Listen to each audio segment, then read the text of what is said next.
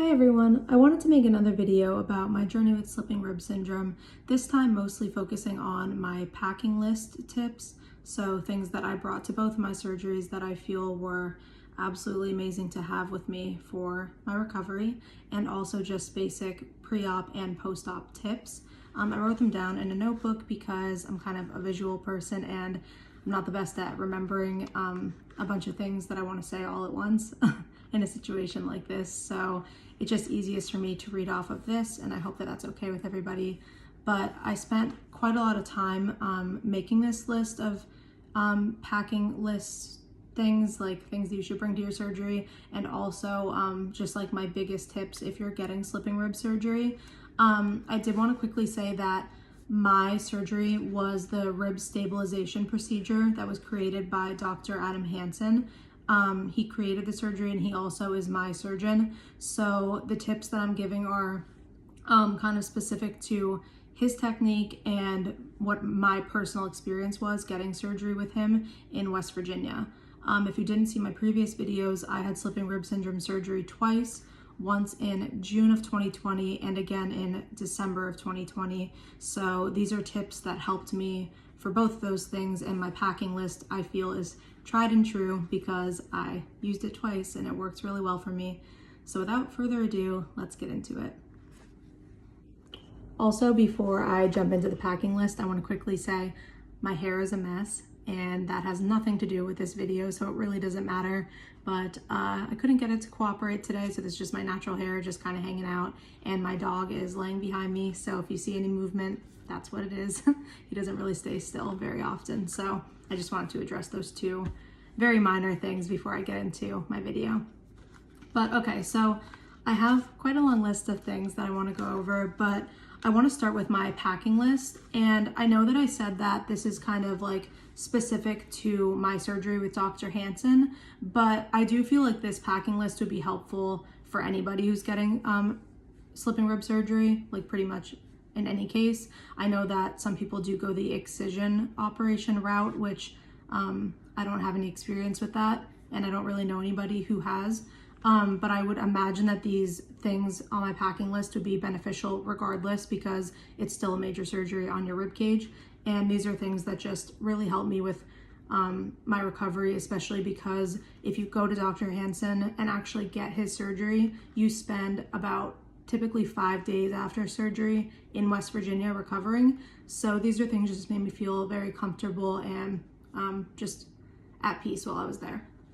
So the first item on my packing list, which is probably very obvious, is your license/ID, some type of identification, insurance card, if applicable, if you're using insurance for surgery, and a list of current medications. That's just kind of obvious, but I felt the need to say it because when you know you're going there for surgery, you could kind of get overwhelmed, and like everything that you think is common sense kind of could go out the window really quickly because you're just overwhelmed and like anxious, excited, nervous, every emotion imaginable. So at least for me. So just remember to bring things like that, like your ID, insurance cards, etc. Then a major packing list tip that I have is to pack 2 to 3 ice packs. I found that bringing 3 was ideal and amazing because then you kind of have a rotation where like you always have an ice pack ready to go, and then you also have a spare. In my case, I ended up actually just going to Target because there's a Target pretty close to the West Virginia hospital, and I actually ended up getting frozen peas, which might sound kind of weird, but I actually really like them as opposed to a real ice pack because I felt like they weren't as hard, so they weren't uncomfortable on my incision area when I was icing it, and it was just nice to have several packs because they like thaw out pretty quickly and then you have another one ready to go. I personally feel like using ice is extremely helpful, especially the first few weeks, especially the first few days, because you are going to have like a ton of inflammation. That's just to be expected after a surgery like this. So I would have multiple ice packs. If you don't want to go the frozen pea route, I totally get it. But if you decide to go with like an actual ice pack, definitely make sure that you get one that's very soft. You don't want to get any of those like hard ones that are I don't know how to explain it, but just like a hard ice pack. You don't want to do that because it's going to be heavy and uncomfortable on your incision. It's best to get one that's soft. I also know on Amazon you could get ones that are like long and they're very like soft and flexible. And in that case, you could actually like wrap it around, because sometimes, I know in my case, I had swelling from like the rib area all the way around to my back. I had some pretty bad inflammation. So it's nice to have something like that, so you could like have it on both the front and the back for like optimal pain relief and like inflammation relief. So yeah, ice packs are key. If you can't travel there with them, you could always just go down to a grocery store or gas station or something, because there's plenty of them in the area. And again, this is exclusive to Dr. Hansen in West Virginia, but this kind of goes without saying, you could probably find this stuff anywhere. My next tip would be, and this is a really big one, to bring some type of lightweight water bottle that has a straw. I personally feel like having a cup with a straw is like so helpful, because as odd as it may sound, without a straw, it's kind of difficult to drink at first. Like leaning certain ways and like lifting certain things just could be very uncomfortable. Like you go to grab a glass and have a drink, and then you end up like elbowing your incision. I've done it plenty of times, and it's not very comfortable. So while it's not necessary to get a lightweight water bottle with a straw, it's just something that I personally would definitely recommend, or even like foam cups from the hotel or the hospital, and just like get straws to put in them. I know they're not very environmentally friendly if they're not reusable straws, but in a case like this where your health is involved, I feel like it's okay, just in my opinion. I do think that a bottle that's very light with a straw is key, because you really want to stay hydrated. And if you have a bottle with a straw, it's just a lot easier for you to drink. It might sound odd when I'm saying this, but I feel like if you're actually getting the surgery, you're going to be like, oh, that made sense. My next tip, kind of obvious as well, packing list tip I should say, is to bring very soft t-shirts, sweatpants, pajamas, very soft. And also, I would even recommend, you don't have to do this, but I would actually recommend even getting clothes that are like a little bit too big for you. Like maybe if you're kind of in between sizes, like opt to bring like sweatpants or hoodies or t-shirts that are like a little bit too large for you at the time, because there is a lot of like bloating involved after surgery. There's inflammation, swelling, bloating from like being pumped with like all different kinds of fluids and medications and stuff. So you want to be as comfortable as possible. For both of my surgeries, I'm pretty sure I brought the exact same clothes. So they were tried and true and just very comfy for me. Very baggy, loose, and definitely no pants that are like high-waisted in any way, because high-waisted pants are not comfortable when you just had your ribs cut open, obviously. So yeah, just comfortable clothing is on the packing list for sure. Also, I wanted to say bringing a wheelchair is like majorly helpful for a lot of people. A lot of people don't feel that they need them, and that's fine. It's kind of a case-by-case basis, and ultimately at the end of all of this, you need to do what's best for you and like pack what is comfortable for you to pack and do what you want to do. Like, I'm not a doctor, these are just my tips and what worked for me both times for my surgeries. So I did bring a wheelchair, and it was very helpful just for like right when I got out of surgery and I was traveling back across the street to the hotel, because it was just me and my mom, and you could hardly walk right after surgery because you're just so weak and out of it from the medications and stuff.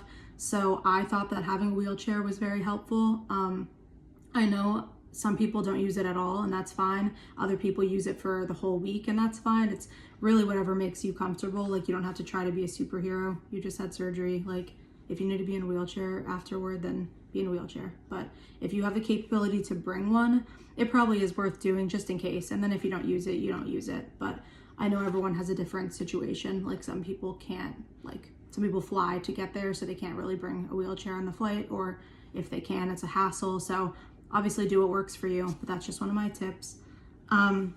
Also kind of goes without saying, but just bring like your favorite pillows or blankets or even stuffed animals, which I may or may not bring stuffed animals, and I'm 26, but whatever works. You're going to be there for a while if you go to Dr. Hansen, because he does require that you stay after the surgery at a hotel or something. So you are there for quite a few days, and obviously nothing is as comfortable as your own bed in your own home. and I totally get that. So however you can make it feel a little bit more comfortable, I would recommend doing that. And if that means bringing your favorite blankets and pillows or stuffed animals, I recommend doing it because it really will help you feel like just more at peace and comfortable. And the more comfortable you are, the more you could sleep. And sleeping after the surgery is so important, but I'll get to that.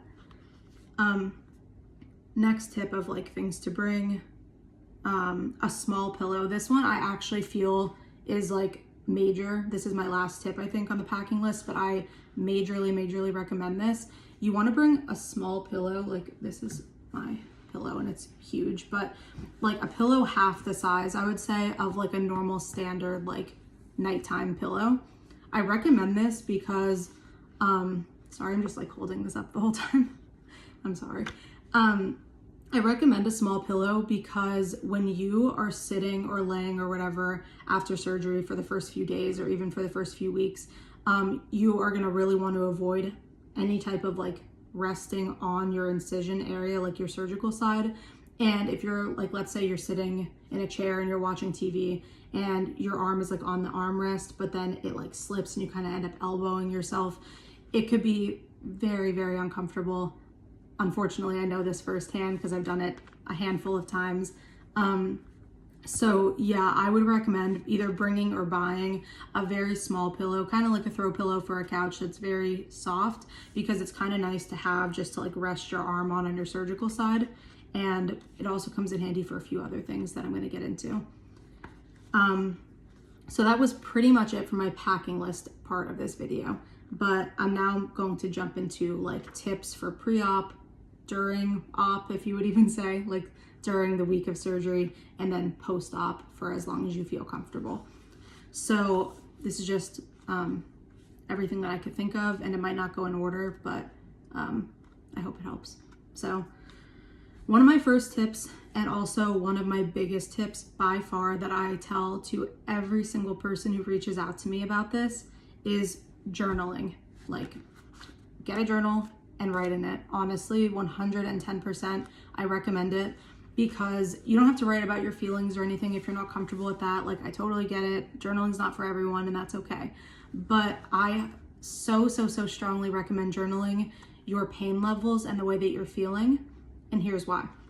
So let's say 2 weeks leading up to surgery, you're having some days where you don't have a lot of pain, but most days you're having like a 9 out of 10 level pain. You're in a lot of pain.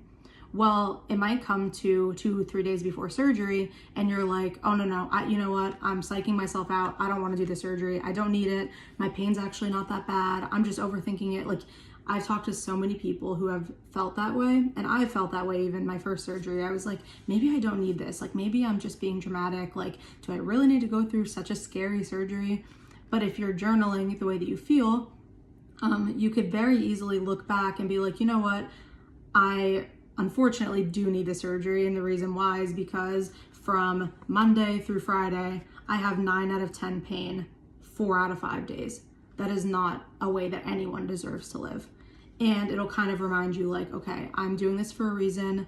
It's not all in my head like maybe people have led me to believe in the past. I'm doing this for a reason. It's going to better my life. And it just kind of gives you that peace of mind. And then journaling, or even just like writing in your notes in your iPhone, or like in your phone, or on Facebook, wherever you could like journal like on your phone. I would recommend like the week of surgery to write down how you feel, because let's say like 2 days after you wake up from surgery, you feel fantastic and you write it down. But then 3 days after, your nerve block starts wearing off and you're like, oh my God, I'm in so much pain. Like, why did I do this? I feel horrible. I felt horrible every day since surgery. This is a mistake. And you kind of start freaking out. Well, then you have your journal to look back and go, oh wait, yesterday I actually felt pretty good. Like, it's really not that bad.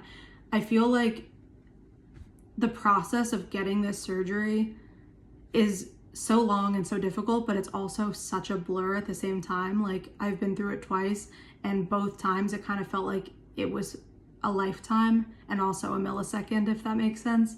And being able to look back on the way that I felt at certain points validates the way that I'm feeling now in the present, and reminds me that like bad days don't last forever, and like I have seen a lot of improvement even on days when it feels like maybe I haven't. So not to go on for like an hour about journaling, but I just honestly would recommend it so much. Even if just every day you write like Monday, whatever the date is, Monday, July 1st. I don't even know if that was a Monday, but whatever.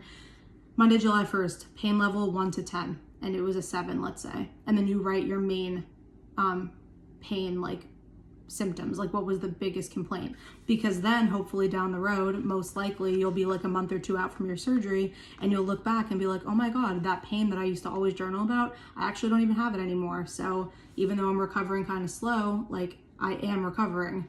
And it's just so validating on a mental level. I can't even explain it, because like everyone that has slipping rib syndrome has just been through so much, and it's such a long road, and it's just so hard to be told a lot of the time that like there's nothing wrong with you or that you're being dramatic about your feelings. So being able to look on paper and like physically see that you are improving and that you are going to be okay, it just like is priceless in my opinion, and I highly recommend it. And I will shut up about it now, but yeah, I just really recommend that.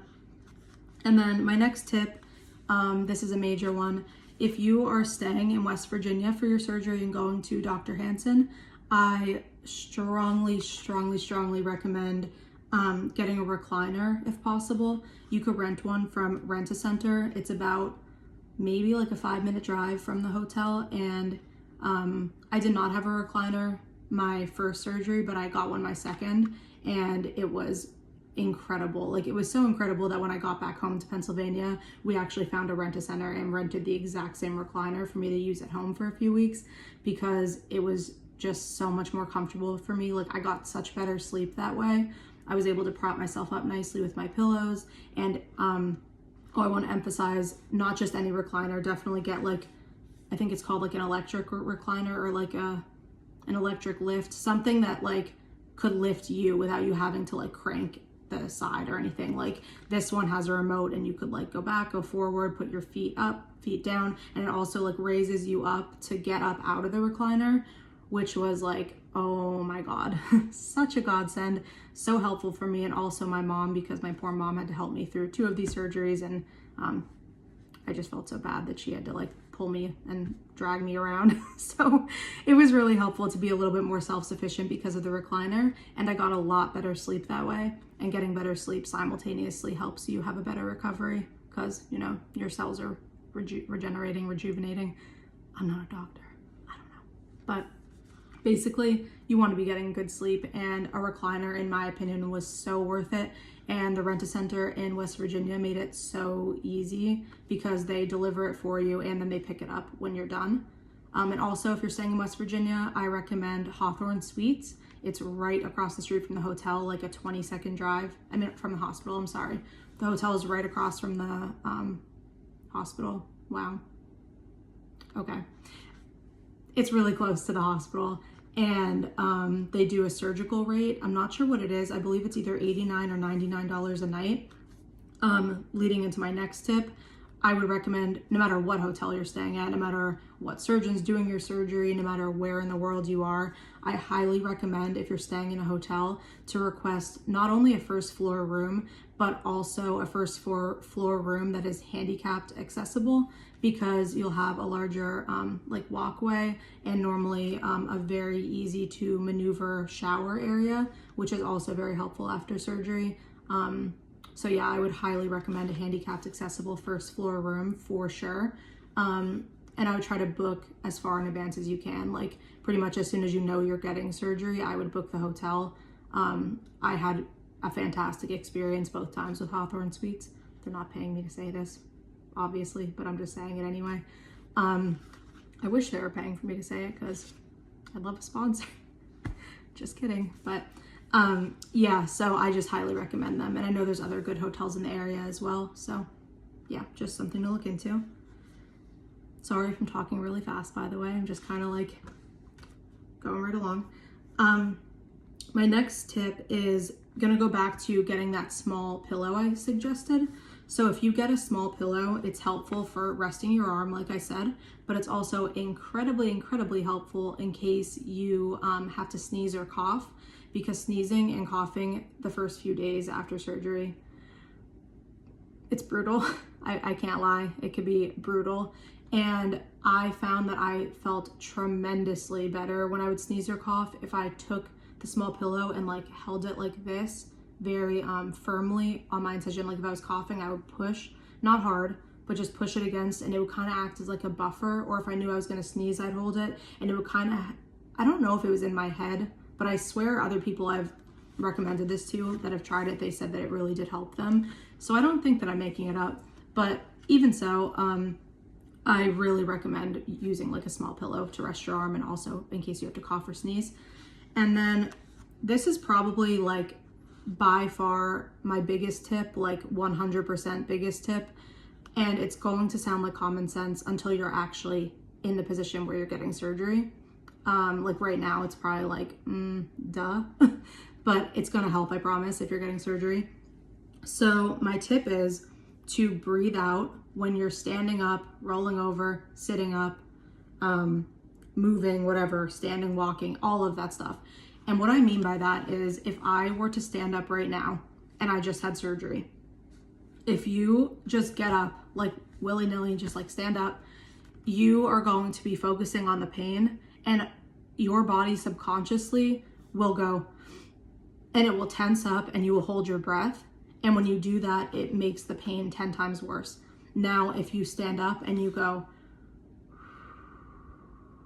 and very slowly breathe out, exhale, as you're standing up or as you're walking or turning over in bed, it helps tremendously. Like I honestly cannot even tell you how much it helps. Like even just to roll from side to side, or you can't really do that at first. Well, some people can, it's different for everyone. But even like, let's say you're standing up to go to the bathroom. When you're standing up, from the instant you start to stand until you're actually standing and walking, actively, slowly, just go and just like exhale very, very slowly. It seriously helps so much with the pain because you cannot tense your muscles simultaneously while you're exhaling. It's not possible. At least I'm pretty sure it's not. Don't fact check me, please. But it helps a lot. It really does. So focus on exhaling. It's kind of the same as if you're having a panic attack, like focus on your breathing. But in this case, you want to be breathing out and very slowly and just focus on the breathing. It also helps with dizziness, lightheadedness, nausea because of pain. I mean, it just helps. Just trust me on that. My next tip is kind of a generic one, but I have to say it anyway. And it is just don't try to be too strong. Take it easy and let someone help you. If you have someone with you, which pretty much everyone does, I think, you need to let them help you. Don't feel bad about asking for help. Don't feel guilty about it. Don't feel like, oh, I had surgery a week ago. I should be great by now. I should be running by now. I should be walking without any help. No. Don't compare yourself to anybody else, especially if you're on the Slipping Rib Facebook group. You're gonna see so many different people's journeys with so many different outcomes and so many different recovery stories. No timeline is the same for anybody. No two cases are the same. There are so many outside factors that come into play when it comes to your recovery. Do not be mad at yourself if you don't feel like you're where you should be right away. It is going to take time. You need to go into the surgery knowing that it's going to take time.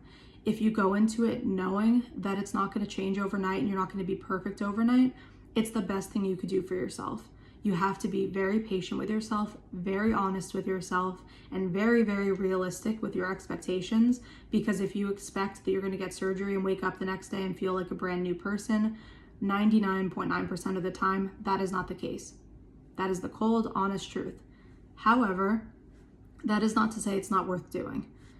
This recovery is really hard. I will admit that time and time again. It's really hard, but it is so worth it if you are living in horrible pain every single day of your life.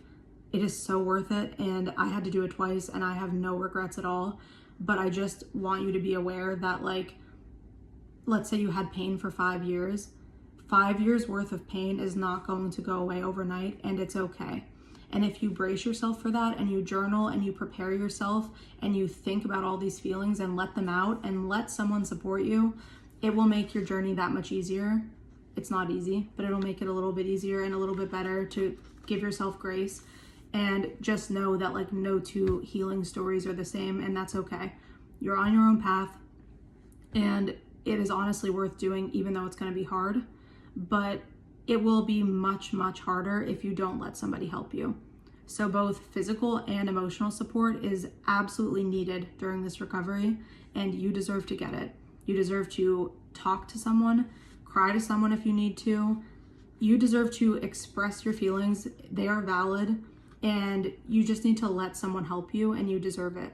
So if you're watching this and you're planning on having surgery, considering having surgery, anything of the sort, just know you deserve to get better, but you cannot do it alone. It takes a village, and it's okay. And that's something that I honestly need to take my own advice about sometimes, because I do feel a lot of guilt when I need help still, but it's okay. Like, you've gone through a lot, and you will get to where you want to be. I believe in you. You have to believe in you, but just know that it takes time, and that's okay. And I'm sorry that was like a whole corny spiel, but I really wanted to say that because it's on my heart, and I just want everyone to know that like you can come out on the other side of this. And I've said that in my other videos, which you could find on my channel if you want to watch them. They're very in-depth about my surgeries. But I just want to say, like, if you have slipping rib, you are a freaking warrior. You are so, so strong. You deserve to get better. No matter who told you that you don't, or who told you nothing's wrong with you, you deserve to heal. And if you have the chance to get the surgery, I would do it. I really would. I mean, do your research, do what's best for you. I would never force anyone into anything, but I have to say, like I've said a million times, especially like over on my Instagram, but I truly, sincerely feel that this surgery saved my life. Like, I don't know where I'd be today if I didn't find Dr. Hansen last year. And this, again, it's not an ad. I wasn't paid to say it. Paid for both my surgeries. Well, I had insurance, but still, like, I am not being benefited in any way at all by doing this. My only benefit in this is helping others, and it means the world to me to be able to do that, because I was on this journey for almost 6 years, and I felt completely alone, and I had no one to turn to. It felt like, I mean, I had a good support system, but I had nobody who even knew what slipping rib was. I had nobody who understood me. And if I could put this out on the internet and someone could watch it and feel like, wow, like, it's not just me, there's other people like me, and there's hope. Like, if I could just give one thing, it would be hope. And I hope that I could give hope to someone out there who's watching this. And I'm sorry if I was talking super quick or if it was all over the place, but I don't know. I just really wanted to be open about all this, and I really, really hope that this could help somebody. I'm also going to try to write some of the tips and packing list suggestions in the description box of the video, just in case it's easy to like screenshot and save for later for anybody. And if anyone ever has questions, you could comment below on this video, or you could contact me on Instagram. All my information will be in the description box. But yeah, I really, really hope that this helps someone. And I'm sorry that I'm kind of awkward. But at the end of the day, I just want to help people. And if putting myself out there does that, then it's absolutely worth it. And if you're watching this and you have slipping rib, please, please know that it gets better, and there is a light at the end of the tunnel. Even if you've been looking forever and it feels like it doesn't exist, I promise that it does, and you will get to where you need to be. And in the meantime, I'm here for anybody who needs it. And yeah, I hope you have a great day. And thank you so much for watching if you made it to the end of this.